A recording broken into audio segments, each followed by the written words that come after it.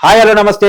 నేను మీ కట్టా కార్తీక్. నాతో ఉన్నారు సినీ రాజకీయ విశ్లేషకులు చంద్ర శ్రీనివాసరావు గారు. సార్ నమస్కారం. నమస్కారం అండి. సార్, పవన్ కళ్యాణ్ గారు బేషరతుగా క్షమాపణ చెప్పారు. తిరుపతి సంఘటనలో చనిపోయినటువంటి కుటుంబాలకి, గాయపడ్డ కుటుంబాలకి ఆయన క్షమాపణ చెప్పడం అనేది ఈ మధ్య కాలంలో నాయకుడు ఎంత హుందాగా ఉంటాడు. ఈ సంఘటన జరిగినప్పుడు నాయకుడిగా ఇప్పుడు తప్పించుకోవడం నాయకుడి లక్షణం కాదు, బాధ్యత వహించడం నాయకుడి లక్షణం. నిజానికి అది ఆ సంఘటనకి పవన్ కళ్యాణ్ గారికి, ఆ సంఘటనకి చంద్రబాబు నాయుడు గారికి, ఆ స్థాయిలో ఉన్న వాళ్ళకి సంబంధం ఉండదు. అక్కడ లోకల్లో ఉన్నటువంటి అధికారుల తప్పిదం ఫలితంగా ఆ సంఘటన జరిగింది. కానీ సహజంగా ప్రతిపక్షాలు డిమాండ్ చేస్తాయి, ప్రభుత్వం బాధ్యత వహించాలి, ముఖ్యమంత్రి గారు, డిప్యూటీ ముఖ్యమంత్రి గారు బాధ్యత వహించాలి. కానీ వాళ్ళు అడక్క ముందే వీధికి వీళ్ళు బాధ్యత వహించేసి ప్రజలకి క్షమాపణ చెప్పటం అనే దాన్ని ఎలా చూడాలి? ఒక పరిణితి చెందిన రాజకీయ నాయకుడు పవన్ కళ్యాణ్ అని చూడాలి. ఎక్కడ తగ్గాలో తెలిసినాడు పవన్ కళ్యాణ్ అని చెప్పాలి. ఇప్పుడు బాగా ట్రోల్ అవుతుంది ఏంటంటే, జగన్మోహన్ రెడ్డి గారి హయాంలో వైజాగ్లో ఎల్జీ ఫార్మర్స్ గ్యాస్ అయ్యి 18 మంది చనిపోయారు, లీక్ అయ్యి. తర్వాత జంగారెడ్డిగూడెంలో కల్తీ మద్యం తాగి దాదాపు 40 మంది చనిపోయారు. తర్వాత కచ్చరూరు బోటు ప్రమాదంలో 32 మంది చనిపోయారు. తర్వాత ఇలా అనేక సంఘటనలు చెప్తున్నారు. అన్నమయ్య గేటు అది కొట్టకపోయి గ్రామాలు పదుల సంఖ్యలో జనాలు చనిపోయారు. ఇలాంటి అనేక సంఘటనప్పుడు ప్రభుత్వం బాధ్యత వహించలే, కనీసం బాధ్యతను చూడలే, వాళ్ళకి క్షమాపణ చెప్పలే. కానీ ఇక్కడ పవన్ కళ్యాణ్ గారు చెప్పిన ఒక క్షమాపణ ఎలా చూడాలి? గొప్ప మనసు, ఉదారమైన మనసును చాటాడు. చరిత్రలో రాజకీయ నాయకులు ఇలా ఉంటారా అని కూడా చూపించాడు.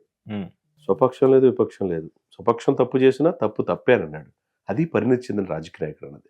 స్థితప్రజ్ఞుడు అంటారు పవన్ కళ్యాణ్ గారిని. నేటి సమకాలీన రాజకీయాల్లో ఆయన రోల్ మోడల్గా తీసుకోవాలని అందరూ అంటారు. సాధించింది 21 సీట్లు అనుకుంటున్నారు మీరు. ప్రజల ఉదయాన్ని కొల్లగొట్టాడు. నాట్ ఓన్లీ ఆంధ్ర, తెలంగాణ కాదు. సాధించిన 21 సీట్లు, పోటీ చేసిన 21 సీట్లు గారు సాధించింది అంటున్నాయి. 100% స్ట్రైక్ రేట్. ఇకపోతే 100 కోట్ల మంది హిందువుల మనోభావాల్ని కాపాడాడు, ప్రతినిధిగా అయ్యాడు దేశ రాజకీయాల్లో. Is the trouble shooter. నేనేమంటానంటే కార్తీక్ గారు, అతను చూసి నేటి జనరేషన్ నేర్చుకోవాలి. క్షమాపణ కోరతారా లేదని అడిగాడు. కోరాల్సిన బాధ్యత డిప్యూటీ సీఎంకి ఉంటుంది. ఈ అధికారం రావడానికి కారణం ఎవరు? చంద్రబాబు నాయుడు ఎంత కారణమో పవన్ కళ్యాణ్ అంత కారణం కాదా? అవును, వాళ్ళిద్దరిని చూసే ఓట్టేసింది. ఇది అయితేనే కదా వీరు చైర్మన్లు కానీ, ఈఓలు కానీ, జేఓలు కానీ అయ్యింది. అవునా కదా? బోర్డు మెంబర్స్ అయ్యింది. ఇప్పుడు ఈవో చూసో ఇంకోని చూసో ఓటేరు కదా సార్. పవన్ కళ్యాణ్ చంద్రబాబు చూసి ఓటేశారు. కాబట్టి సారీ చెప్పమన్నారు. బోర్డు అత్యవసర మీటింగ్ లో జరిగిన తప్పు తెలుసుకొని క్షమాపణ కోరారు. కోరాలంతే. అది ప్రధానమంత్రి, దేశ ప్రధాని సంబంధం లేకపోతే సారీ చెప్పినప్పుడు మీరు అంతకంటే గొప్పవాళ్ళం కాదు కదా. వీళ్ళంతా పవన్ కళ్యాణ్ గారి కంటే గొప్పవాళ్ళం కాదు కదా. చంద్రబాబు నాయుడు గారి గొప్పవాళ్ళు కాదు కదా. ఎక్కడ తగ్గాలో తెలుసుకోవాలి, ఎక్కడ నెగ్గాలో తెలుసుకోవాలి. కానీ మీరు చెప్పినట్టండి, నేటి మనం ఎంత పవన్ కళ్యాణ్ గారిని ఎంతో పొగుడుతుంటాం కానీ ఆయన చదువుకోలే ఎక్కువ, కానీ సమాజాన్ని చదివాడు. ప్రజల ఉదయాన్ని ఈ రోజున చదవడానికి పుస్తకాలు కాదులేండి. కాబట్టి గొప్ప రాజకీయ పరిణితితో ఈరోజు పవన్ కళ్యాణ్ గారు ఉండటం, మనం ఆయన పాలన చోటు మన అదృష్టంగా భావించాలి. అంతే కదండి. నేటి తనం జనరేషన్స్ రాజకీయాలు అంటే 10 కోట్లు ఖర్చు పెట్టుకుంటే 100 కోట్లు సంపాదించుకోవాలా, 10 కోట్లు ఖర్చు పెట్టాం ఓటు కొన్నాం కదా అనే ఈ రోజుల్లో అది 10 కోట్లు కాదురా బాబు, మన సేవకులం రా బాబు, we are the custodian of the people అని చెప్పి పవన్ కళ్యాణ్ చూపిస్తున్నాడు సార్. ఇంకో మాట అన్నాడు పిఠాపురంలో, 6 నెలలు హనీమూన్ పీరియడ్ అయిపోయింది, తొక్కి నారదీస్తానంటున్నాడు. లా అండ్ ఆర్డర్ మీ చేతిలో తీసుకుంటే ఎవరిని వదిలిపెట్టంటున్నాడు. అది రాజకీయ పరిపక్వత అంటే. కాబట్టి ఒక సమకాలీన పరిస్థితుల్లో రాజకీయాల్లో ఉన్నతమైన భావాలతో అద్వితీయంగా అందరి నోట ప్రశంసలు పొందుతున్న ఏకైక నాయకుడు పవన్ కళ్యాణ్ అనుకోవాలండి. ఈ ఒక్క సంఘటనలోనే కాదు సార్, అనేక విషయాలు కూడా పవన్ కళ్యాణ్ తన మెచ్యూరిటీని చూపించుకుంటున్నాడా? రాజకీయాల్లో అంటే ఒక ఓటమి వస్తే భయపడకుండా నిలబడిన తీరు కావచ్చు. తర్వాత చాలా మంది పుల్లలు పెట్టి కూటమి ఒకటి కాకుండా చంద్రబాబు నాయుడుతో పవన్ కళ్యాణ్ విడదీయడానికి చేసిన ప్రయత్నాలు సక్సెస్ కాకుండా చేసుకోవటంలో కావచ్చు. తన 21ని వెక్కిరించినప్పుడు కూడా బాధపడకుండా ఇచ్చిన సీట్ని ఖచ్చితంగా పోటీ చేసి 100% స్ట్రైక్ రేట్ సాధించిన విషయంలో కావచ్చు. సొంత బ్రదర్కి సీటు క్యాన్సిల్ చేయాల్సి వచ్చి మిత్రధర్మం ప్రకారం బీజేపీకి ఇవ్వాల్సి నాగబాబు గారికి ఇచ్చిన తీరు కావచ్చు. ఇవన్నీ చూస్తే ఆయన రాజకీయ పరిపక్వత ఎలా చూడాలి? చాలా తప్ప. నేటి తర రాజకీయ నాయకులు రోల్ మోడల్ అండి. ఆయన పదవి కోసం రాలా, ప్రజల సంరక్షణ, ప్రజల సేవకుడిగా వచ్చాడు.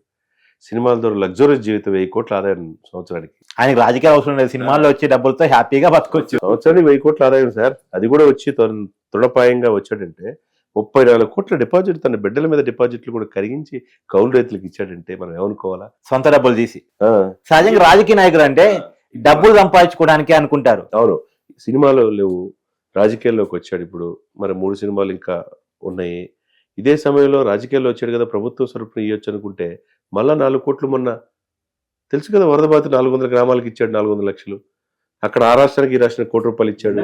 నిన్న కూడా సార్ గేమ్ చేంజర్ ప్రమాదంలో చనిపోయినటువంటి ఇమ్మీడియట్ గా స్పందించారు, 5 లక్షలు ఇచ్చారు. వెళ్ళి చూసి వచ్చాం కూడా. అది ఎన్నిటికి కూడా నేను రాజకీయాలు స్పందించే హృదయం ఉండాలా, డబ్బు విలువ తెలుసుకోవాలా, ప్రాణ విలువ తెలుసుకోవాలా. ఇవన్నీ కనుక పవన్ కళ్యాణ్ గారిని మీరు అన్నట్టు తన బ్రదర్, తన అన్న తన కోసం నడిపించుకుంటే తన సీటు కూడా ఓకే అనుకున్న తర్వాత మిస్ అయిపోయినా ఏమల్లా. అవును, సహజంగా నా భార్యకి సీటు కావాలి, మా అన్నకి సీటు కావాలి, మా తమ్ముడికి సీటు కావాలి అని కొట్టాడే రోజులు కదా ఇవి. కాబట్టి ఎక్కడ తెలుసు కూటమి ఇదే తెలుసు. ఈ రోజు టీడీపీ బీజేపీ ఒప్పుకుందంటే కేవలం అమిత్ షా కావచ్చు, మోదీ గారు కావచ్చు, ఎవరిని చూసి అంటారు?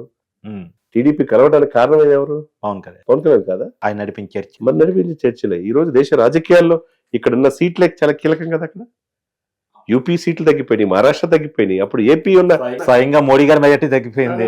మెజార్టీ తగ్గిపోయింది. 21 సీట్లు వచ్చినాయి అంటే వరుసగా 3వ మోదీ గారు క్యాట్రిక్ పిఎం అవడానికి కారణం ఎవరు? ఆంధ్రప్రదేశ్ ఎంపీలు అంటే మళ్ళా టీడీపీ బీజేపీ కలవటానికి కారణం పవన్. టీఎస్ఎస్ ఇవన్నీ కూడా ఎక్కడ చూసినా సెంటర్ లో పవనే ఉంటున్నాడు ప్రతి విషయంలో. సక్సెస్ కి చిరునామా పవన్ కళ్యాణ్. అంటే సక్సెస్ చిరునామా అంటే సార్ అనుకోకుండా వచ్చిన సక్సెస్ అంటే అది ఓకే తీసుకున్నాం, కానీ కష్టపడి సంపాదించుకున్న సక్సెస్, ఓటమి నుంచి గెలుపు వైపుగా పయనించి తెచ్చుకున్న సక్సెస్ 100% ఇష్టపడి. ఆ ట్రావెలింగ్ లో ఎన్ని అవమానాలు, ఎన్ని ఇబ్బందులు, అవహేళనలు, వ్యక్తిగత విమర్శలు, ప్యాకేజ్ స్టార్లు, మ్యారేజ్ స్టార్లు ఇవన్నీ కూడా అన్న వాళ్ళు ఏమైపోయారు చెప్పండి. చాలా మంది అన్నారు అసలు అతను రాజకీయ నాయకుడు ఏంది, అతను జోకరు, అది ఇది అన్నాడు. వీళ్ళందరూ ఇంటికి పరిమితం, దేశ సరిహద్దులు దాటి పారిపోయారు. థ్యాంక్స్.